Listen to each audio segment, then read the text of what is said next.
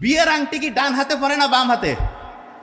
হ্যাঁ, যারা বিয়ে হয়নি তারা জানে না, কিন্তু যাদের হয়েছে কোন হাতে পরে বিয়ের আংটি? বাম হাতে। বাম হাতের এইটা ফিঙ্গারে পরে না, এইটা না এইটা, এই যে রিং ফিঙ্গার, যেই জায়গায় বিয়ের আংটি পড়ে সেই জায়গায় যে রক্তের নালিটা, এটা হার্টে গিয়ে মিশে। হার্টে অনেকে মনে করে যে যে কোনো একটা আঙ্গুলে পড়লেই হবে। নো, বিয়ের সাথে একটা অন্তরের আত্মার যে সম্পর্ক আছে এইটাকে নির্দেশ করার জন্য এই যে আংটি, ইসলামে এটা খুব উৎসাহিত করছে তা না। তা একটা বিয়েতে একটা ফিঙ্গারে আঙুলের মধ্যে হচ্ছে যে আমরা আংটি পরি, এবং সেই আংটিটার রাস্তাটা হার্টে গিয়ে মেশে। খুব ইন্টারেস্টিং জিনিস। হার্টকে কেউ যদি ভাঙতে থাকে মানে ছোট ছোট ছোট করে পিস করে, মাইক্রোস্কোপের মধ্যে যদি তাকায়, তাহলে তার যে স্ট্রাকচারটা হবে, এইটা আল্লাহ বানানটা আরবিতে লিখলে যে স্ট্রাকচার হয় তার মতো হয়ে যায়। বুঝি নাই তো কি বলছি? বুঝতে পারছি?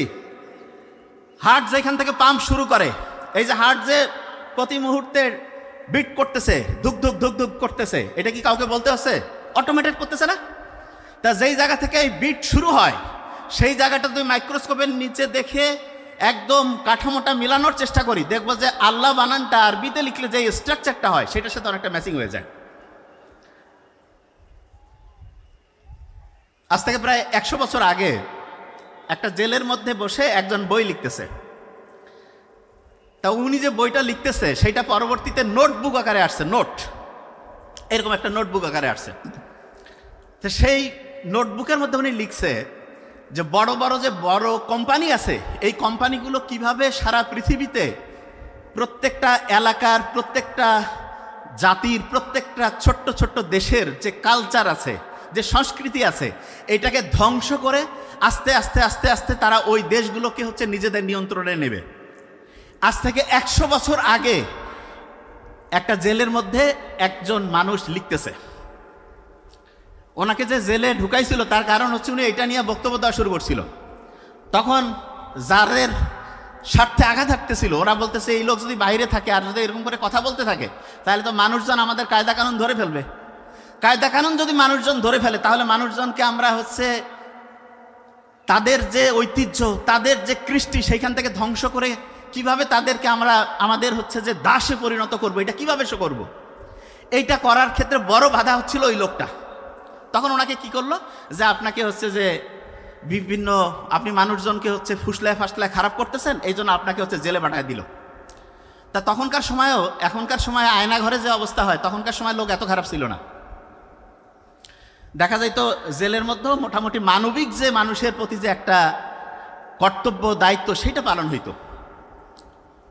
তো ওইখানে উনি লিখতেছে যে কিভাবে এই বড় বড় কোম্পানিগুলো বিভিন্ন দেশের যে ঐতিহ্য সংস্কৃতি, এটাকে ধ্বংস করে দাসে পরিণত করবে।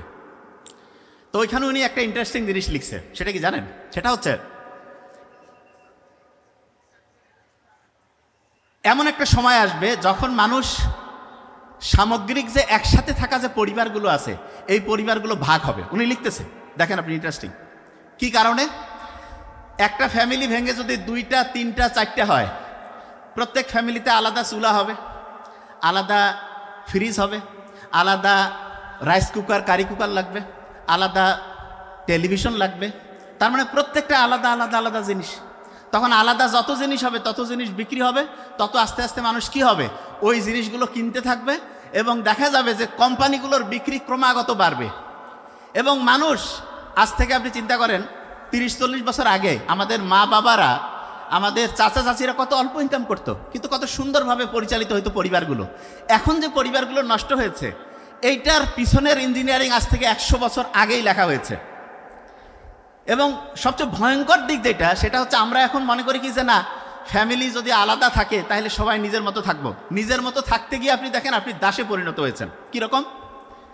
ফ্যামিলির দেখা যাচ্ছে যে হাজব্যান্ড কাজে গেছে, ওয়াইফও কাজে গেছে, বাচ্চাকে মানুষ করতে দিছে হচ্ছে কাজের যে সহায়তাকারী যে আছে তাদের কাছে। এবং বিজ্ঞানীরা এখন জানে প্রথম 3 বছর বাচ্চা যা দেখে, যা শোনে, প্রত্যেকটাই তার ব্রেইনের ডেভেলপমেন্টের জন্য সবচেয়ে দামি। একটা বাচ্চা পরিবেশ থেকে শেখে। এখন আপনার বাচ্চাকে যদি আপনি কাজের যে গৃহ সহায়তায় যে আপা বা খালাকে রাখেন, তার কাছে যদি রাখেন, ওই বাচ্চা যা শিখবে, ওই বাচ্চা যদি মায়ের কাছে থাকতো, নিজের বাড়ির দাদির কাছে থাকতো, নানার কাছে থাকতো, তাহলে ওই বাচ্চা কত অসাধারণ হইতো। এবং এই জিনিসটা প্রথমে কেউ বুঝতে পারে নাই, না বুঝে মনে করছে আমরা স্মার্ট হব, সবাই কাজে যাব, 100% উন্নতি হবে। ঘন্টা উন্নতি হয়েছে। আপনি প্লাস মাইনাস করে খাতা কলম নিয়ে লেখেন। হাজব্যান্ড চাকরি করে, ভেরি নাইস। ওয়াইফ চাকরি করতে যে কয় টাকা লাভ করে তার চাইতে বেশি কসমেটিক্সেই শেষ। এবং দেখেন একটা গোটাল মাফিয়া চক্র কিভাবে কাজ করতেছে, এটা বুঝার জন্য খাতা কলম নিতে হবে। আমি কিন্তু ধরবো কিন্তু দেখেন যে কিভাবে গোটাল সিস্টেমটা ধ্বংস করছে।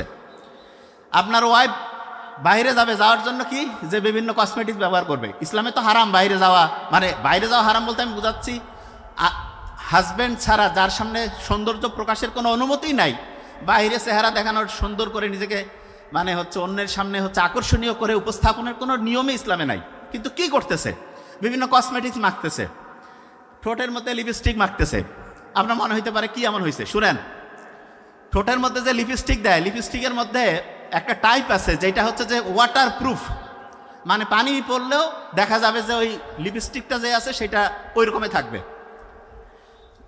মেয়েরা যদি জানতো যে এই লিপস্টিক কীভাবে তৈরি হয় অবাক হয়ে যাবে। আপনারা ভেড়াকে চিনেন? ভেড়া, এই যে গরু ছাগলের মতো ভেড়ার যে স্কিন আছে, স্কিন, এই যে চামড়া পশমের নিচে, ওইখানে এক রকমের গ্রন্থি আছে। গ্রন্থি কি একটা সহজ করে বলি, ওইখানে এক রকমের ধরেন যে ওই যে ছোটোবেলায় আমরা দোয়াত কলম দিয়ে লিখতাম না, এক জায়গাতে কালি নিতাম তারপরে লিখতাম, এইরকম স্কিনের মধ্যে এক রকমের গ্ল্যান্ড আছে, গ্রন্থি আছে।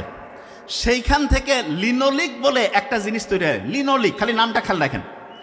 ওই জিনিসটা কি জানেন, ওইটা হচ্ছে অনেকটা ওয়াটার প্রুফ। তার মানে যত রকমের এই যে লিপস্টিক বানাচ্ছে এগুলোতে যে ওয়াটার প্রুফ হচ্ছে, এটার কারণ হচ্ছে ওইখানে ওই যে ভেড়ার মধ্যে যে স্কিনের মধ্যে যে গ্রন্থি থেকে লিনোলিক পাওয়া যায়, ওই জিনিসটা ওইখানে আছে। তো অনেকের মাথায় প্রশ্ন আসে যে তাতে কি সমস্যা আছে। এই যে ঠোঁটের মধ্যে যে লিপস্টিক দিল সেইটার মধ্যে যে উপাদান, এবং তার চেয়ে ভয়ঙ্কর বিভিন্ন যে কসমেটিক্স, এই যে শরীরের রং ফর্সাকারী হ্যান ত্যান, এগুলোর মধ্যে প্যারাবেন বলে একটা উপাদান থাকে, প্যারাবেন। এবং এই উপাদানগুলো এত ডেঞ্জারাস, দেখা যায় যে একটা মেয়ে আলসিয়া হয়ে যায়। যে আপনি কি করছেন, হ্যাঁ যে কসমেটিক্স ব্যবহার করে মেয়ের আলসিয়া হবে, হ্যাঁ আলসিয়া হবে। কারণ এটা হয় কি, মেয়েদের যে হরমোনাল ব্যালেন্স সেটা ইমব্যালেন্স করে ফেলে। এবং তখন কি হয়, আলসিয়া হয়ে গেল মেয়ে যখন আলসিয়া হয়ে যাবে, অলস মস্তিষ্ক শয়তানের কারখানা, সমালোচনা শুরু হয়ে গেল। এবং প্রথম ফাইট শুরু হয়ে যায় মা শাশুড়ি, এখান থেকে শুরু। কারণ টাইম যত ফ্রি থাকবে তত শয়তানি বেশি দূরবে। সত্যি কথা বললাম। আপনি দেখবেন পরীক্ষা সামনে আসছে, ওই সময় কিন্তু বাড়িতে কোনো ডিস্টার্ব হয় না। কেন? কারণ সবাই কাজে ব্যস্ত, পড়ায় ব্যস্ত। যখনই কাজ নাই, পড়াশোনা নাই, কোনো নির্দিষ্ট লক্ষ্য নাই, দেখবেন এই লোকগুলো সবচাইতে বেশি গাঞ্জাম তৈরি করে। এই যে সোসাইটি সারা দেশে যে ধান্দাবাজি চান্দাবাজি যে শুরু হয়েছে, এইটা ওই যে জেলে যে লোকটা ছিল 100 বছর আগে যে লিখতেছিল সেই বইয়ের মধ্যে আছে। যে আপনি কি বলতেছেন? হ্যাঁ দেখেন, আপনি এই গোটাল জিনিসটা যখন মিলাবেন অবাক হয়ে যাবেন। আমি তো মাথায় মিলাই ফেলছি, আপনারাও মিলাবেন। দেখেন ওই যে নারী যিনি হচ্ছে কসমেটিক্স ব্যবহার করলো, কি করলো, হরমোনাল ইমব্যালেন্স হয়ে গেল, কাজে কর্মে মন বসে না, বাসায় অলস বসে থাকে, শয়তানি বদমাশি শুরু হয়ে গেল। তারপরে দেখেন কি হয়, বসে থাকলে কিছু না কিছু তো করাই লাগে। এই যে সবাই মোবাইলের মধ্যে যে নেশায় পড়ছে, এই নেশার পিছনে দায়ী হচ্ছে ইঁদুরের সাথে তৈরি হওয়া একটা গবেষণা। ইঁদুর চিনেন? ইঁদুর, এই কথা কন না কেন?